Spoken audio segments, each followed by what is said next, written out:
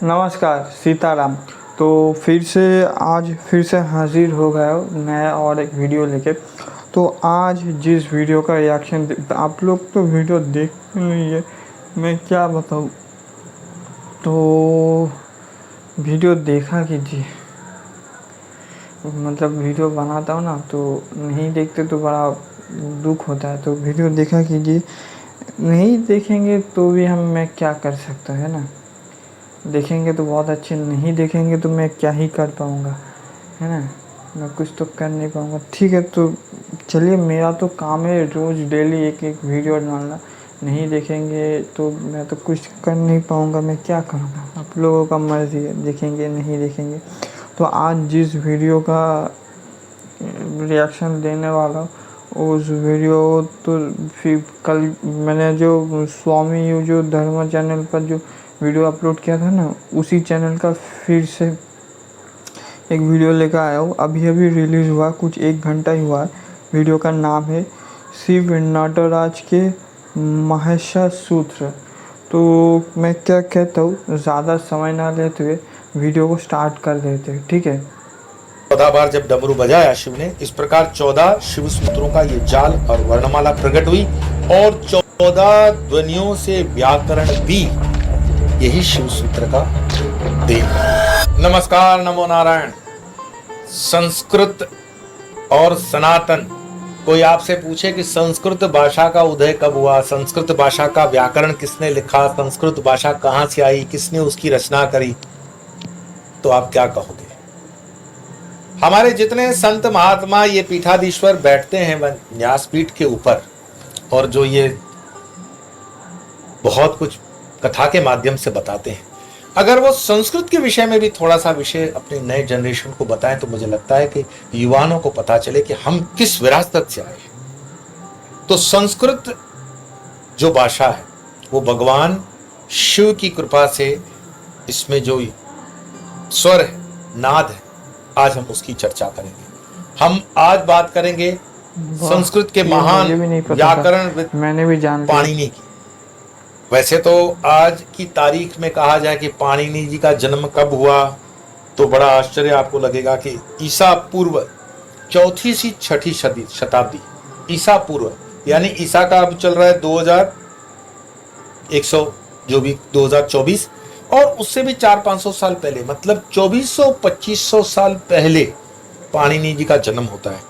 हमने अपने संतों की, हमने अपने संस्कृति के इन विद्वानों की कभी कदर नहीं की, लेकिन विदेशियों ने इसका बहुत धर्म, क्रिश्चियन धर्म, मैं इसके विषय में एक वक्तव्य पढ़ रहा था कि विज्ञान का इतिहास प्लेटो या अरस्तु से नहीं, बल्कि भारतीय व्याकरणविद पाणिनि से शुरू होता है। लेकिन पाणिनि ने जो व्याकरण दिया, वो व्याकरण आता है शिवजी के डमरू के बजाने की 14 स्वरों से। कभी कभी अगर आपने किसी आयोजन में अष्टध्यायी रुद्री सुनी हो शिवजी की, श्रावण मास के अंदर, और वैसे तो हर मंदिर में रुद्री पाठ होता है, उस रुद्री के अंदर शिवजी ने रुद्री अर्थात अष्टध्यायी में आए 14 सूत्र अक्षरों का समूह पाणिनि की देन है। वो पाणिनि ने उसको और मार्जन करके शुद्ध किया। लेकिन ये 14 डमरू से जो निकली वाणियां या जो स्वर है या जो नाद है, ये कब हुआ? तो इसका संबंध होता है शिवजी के नटराज नृत्य से। आपको अगर थोड़ी भी स्मृति हो कि नटराज का जो वो मूर्ति है, बड़े बड़े पिक्चर उसके स्टार्टिंग होने से पहले प्रोड्यूसर डायरेक्टर नटराज दिखाया करते थे। आजकल तो नंगी पुंगी जो स्त्रियों के चित्र दिखाए जाते हैं। ये संस्कृति भ्रष्ट होती जा रही है। बॉलीवुड अपने स्तर से इतना गिरता जा रहा है कि उस पर कमेंट करना भी ठीक नहीं। लेकिन कभी फिल्मों के स्टार्टिंग में नटराज दिखाया जाता था, क्योंकि दुनिया में जितने भी नट है, नट मतलब समझते हो, हमारे स्कूल के जो ज्यामिति बॉक्स मराठी एक फिल्म है, उसमें बहुत अवार्ड मिली। तो नट के नटराज, तो नट के नटराज कौन है? भगवान शिव। और भगवान शिव से अच्छा नृत्य करी कौन सा? तो जब नटराज अपना वो कॉस्मिक डिवाइन डांस करते हैं, जिसको हम कहते हैं तांडव, यही तांडव नृत्य जटाटवी गलज्जल प्रवाह पावितस्थले गले वलंब लंबितांबुजंग तुंग मालिकाम डमट डमट डमट, ये श्री रावण ने भी नटराज उस प्रश्न करने के लिए तांडव नृत्य उस समय उस पे कंपोजिशन किया, इस राग गीत को, इस भजन को या इस स्तोत्र को। तो नटराज की ये देन रही कि कॉस्मिक जो डिजाइन, ये कॉस्मिक जो पूरा डांस है, उसके बाद वो इतने प्रसन्न हो गए और शिव सूत्रों की उत्पत्ति तांडव नृत्य के उपरांत हुई। सनक आदि ऋषियों की सिद्धि और कामना पूर्ति हेतु, सनक आदि ऋषि उनकी सिद्धि और कामना पूर्ति हेतु नवपंच, नव मीन्स 9, पंच मीन्स 5, 9 और 5, नवपंच मतलब 14, नवपंच अर्थात 14 बार डमरू बजाया शिव जी ने। ये 14 बार जब डमरू बजाया शिव ने, इस प्रकार 14 शिव सूत्रों का ये जाल और वर्णमाला प्रकट हुई और 14 ध्वनियों से व्याकरण भी यही शिव सूत्र का देन है। तो जिसको हम तांडव नृत्य कहते हैं, कॉस्मिक डांस कहते हैं, चमत्कारिक है। अगर आप इसको रियल सेंस के अंदर यूट्यूब के ऊपर तांडव नृत्य को अगर सुनते हैं, ट्रैक्स को, तो आपको वो फील होता है।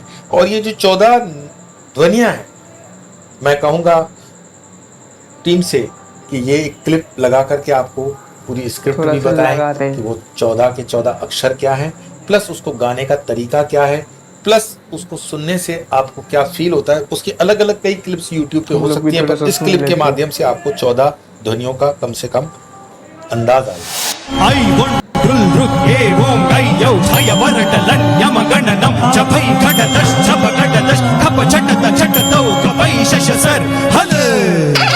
तो संस्कृत भाषा जो है ये आदि अनादि भाषा रही, काफी पुरानी, इसमें काफी परिवर्तन भी हुआ। जैसे ऋग्वेद वगैरह की जो संस्कृत भाषा है वो थोड़ी गरिष्ठ है, क्लिष्ट है, समझने में तकलीफ भी पड़ती है। उसको और डाइल्यूट आगे चल करके फिर संस्कृत के विद्वानों ने किया।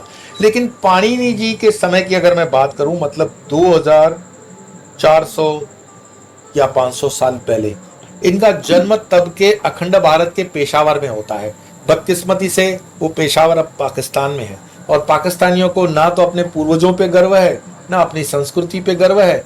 वो तो बाड़े की संस्कृति पे उठा करके, वो कहते हैं ना, ऊंट मरे तो मुंह मारवाड़ की तरफ ही होता है।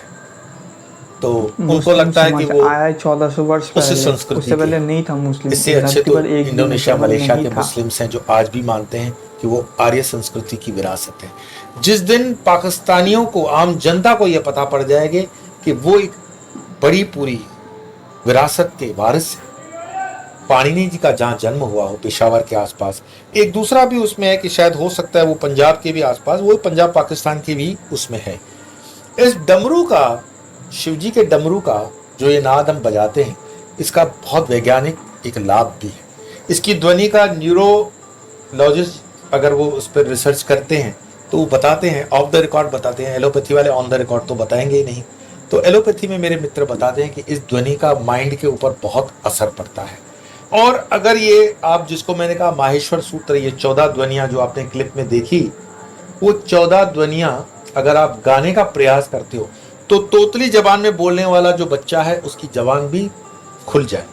प्लस अगर आपको बोलने में कहीं पे अटकते हो, कहीं पे स्टैम्बल होते हो, तो 14 सूत्र आप बोलो, आपकी जबान पूरी की पूरी खुल जाती है। साथ साथ में इस नाद का, इस ध्वनि का हमारे न्यूरॉन और न्यूरोलॉजी पर इतना बड़ा असर पड़ता है कि इसकी स्मृति में भी आपको बहुत लाभ दिखने को आता है। पर चूंकि हमारे देश के अंदर रिसर्च पर आज भी पैसा खर्च नहीं होता है, कोई सरकार, भले चाहे वो 10 साल से बीजेपी सरकार हो, किसने संस्कृत के इस रिसर्च पर फंडिंग किया हुआ है? हमने गलत जगहों पे फंडिंग कर रखी हुई है। जहाँ जरूरत नहीं है वहां फंडिंग कर रहे हैं, जहाँ जरूरत है वहां फंडिंग नहीं है। इन सूत्रों पे रिसर्च होना चाहिए। इसके लिए खर्चा अगर सरकार करे तो विद्यार्थी तो तैयार है। इतनी संस्कृत की यूनिवर्सिटीज काम कर रही हैं, संतों महंतों ने भी इसमें बहुत काम किया हुआ है। मेरे खुद एक साधु भाई है हरिद्वार के अंदर, वो बिल्कुल तत्काल के अंदर कंपोजिशन संस्कृत के अंदर काव्य रच लेते हैं। लेकिन हम ऐसे संतों का क्या आदर करते हैं? क्या हम ऐसे संतों को सुनना पसंद करते हैं? क्या ये इस देश का दुर्भाग्य है कि हमारी युवा पीढ़ी भी संस्कृत से धीरे धीरे कट रही है। लेकिन गीता प्रेस गोरखपुर के अच्छे प्रयास हैं कि वो संधि विच्छेद करके भी गीता या अन्य ग्रंथ है वो आपके समक्ष लाते हैं।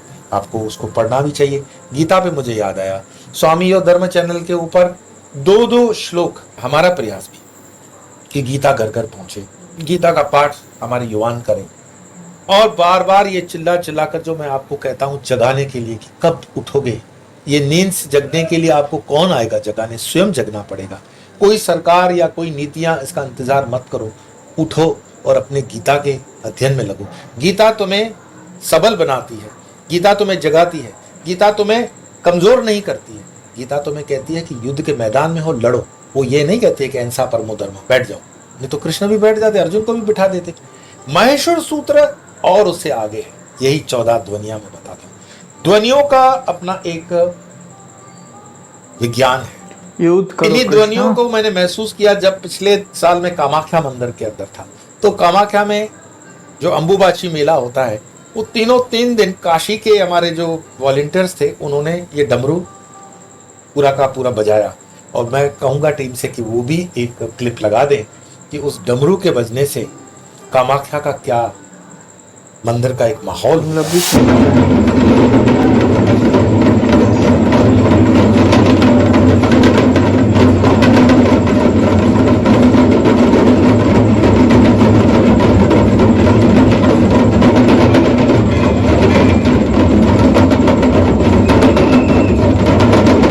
जिसे साक्षात शिव और शक्ति हम फील कर सकते हैं।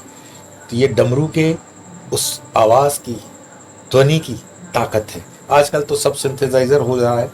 आप लोग कई बार पूछते हो नाद योग क्या है, या फिर पूछते हो स्वर योग क्या है। नाद योग और स्वर योग भगवान शिव के माहेश्वर सूत्र से ही समझा जा सकता है। मैं आपको कोई ऐसे ही बस उठा करके कोई एपिसोड बना दूं 10 मिनट का कि ये नाद योग है, स्वर योग है, नहीं। आप पहले माहेश्वर सूत्र के ऊपर अपनी पकड़ मजबूत करो। 14 ही सूत्र है, गा सकते हो, याद कर सकते हो, और उसका प्रयास और प्रैक्टिस करो। संस्कृत खुलती जाएगी, खिलती जाएगी, और तब आपको आपका अंदाज भी होगा कि नाद योग और स्वर योग क्या होता है।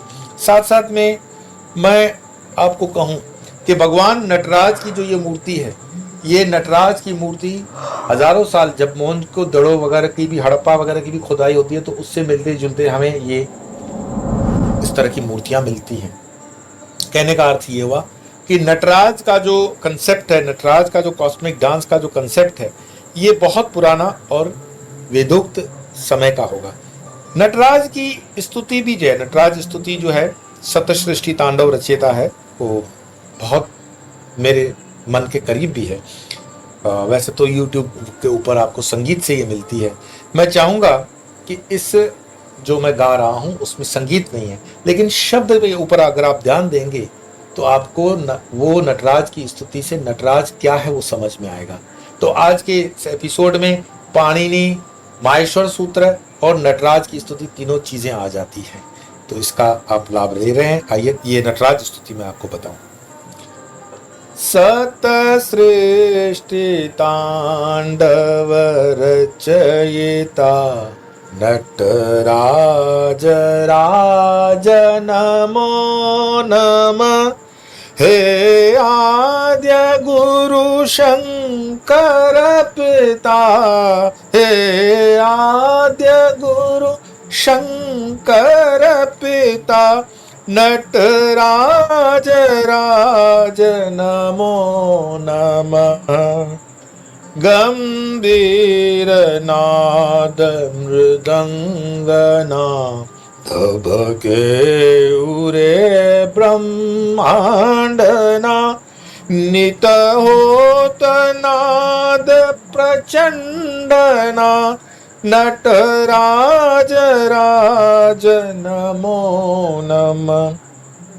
शिर ज्ञान गंगा चंद्रमा, चिह्म ज्योति ललाटमा, विषनाग माला कंठमा, नटराज राज नमो नमः।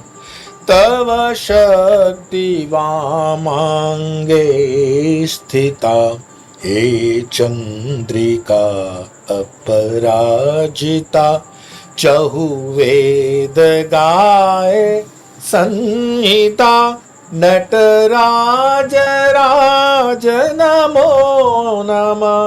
नटराज राज नमो नमः। नटराज की ये स्तुति और इसके भीतर आए हर एक शब्द को आप समझने का प्रयास करें, इस पर चिंतन करें और अपनी अध्यात्म यात्रा में उस देवादिदेव महादेव सदाशिव जो सबके पिता है उसका ध्यान इस श्रवण मास में करेंगे।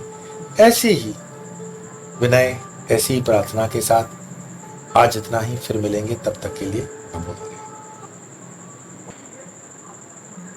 ये जो स्वामी जी है, एक तो सबसे पहले सन्यासी है। सन्यासी जो होते हैं वो शंकर भगवान के ही भक्त होते हैं ज़्यादातर सन्यासी। तो ये जो स्वामी जी है ये तो शंकर भगवान के भक्त है। तो ये जो एपिसोड बना रहा है, तो अभी क्या है, श्रावण के महीने में है ना, तो इस महीने में क्या करते हैं सनातनी, शंकर भगवान के ऊपर, बाबा के ऊपर जल चढ़ाते हैं। हमारे पश्चिम बंगाल में भी होते, तब तारकेश्वर नाम का एक जगह है, उधर जाते हैं। मैंने भी इसके अगले साल और उसके अगले साल गया था।